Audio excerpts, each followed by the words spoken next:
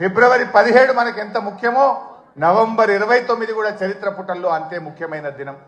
ఆనాడు కేసీఆర్ గారు ఇంకా లాభం లేదు, కేసీఆర్ చచ్చుడో తెలంగాణ వచ్చుడో, అయితే తెలంగాణ జైత్రయాత్ర లేదంటే నా శవయాత్ర అని చెప్పి ఆమరణ నిరాహార దీక్ష కూర్చున్నటువంటి నాయకుడు మనం చూసాం.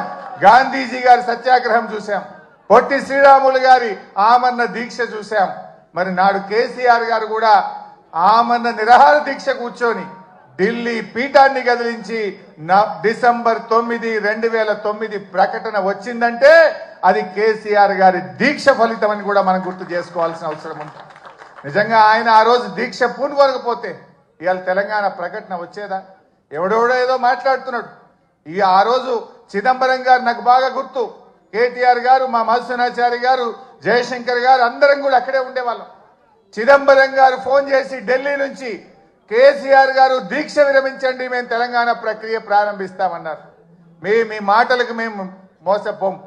మీరు స్పష్టంగా ఢిల్లీ నుంచి తెలంగాణ రాష్ట్ర ఏర్పాటు ప్రక్రియ ప్రారంభిస్తున్నామని స్పష్టమైన ప్రకటన కేంద్ర ప్రభుత్వం నుంచి చెప్తే తప్ప నా దీక్ష విరమించను అని చెప్పి కేసీఆర్ గారు చెప్పింది. అప్పటికి 11 రోజులైంది. మనిషి ఆ మంచం మీద నుంచి ఒక్కొక్కసారి వణుకుతో దాదాపు ½ ఫీట్ ఎగురుతా ఉండే బాడీ, తన కంట్రోల్లో తాను లేదు. కానీ ఆ పట్టుదల మాత్రం సడలేదు. మా కళ్ళల్లో నీళ్లు తిరుగుతున్నాయి, ఎంతో బాధపడ్డాం. కానీ ఆయన మాత్రం కేంద్ర ప్రభుత్వం తరఫున రాష్ట్ర ఏర్పాటు ప్రక్రియ ప్రారంభమైందంటేనే దీక్ష విరమిస్తా అన్నాడు. ఆ రోజు మీరే రాసి పంపండి అంటే జయశంకర్ సారు తన స్వహస్తాలతో తెలంగాణ రాష్ట్ర ఏర్పాటు ప్రక్రియ రాసి ఢిల్లీకి పంపిండు.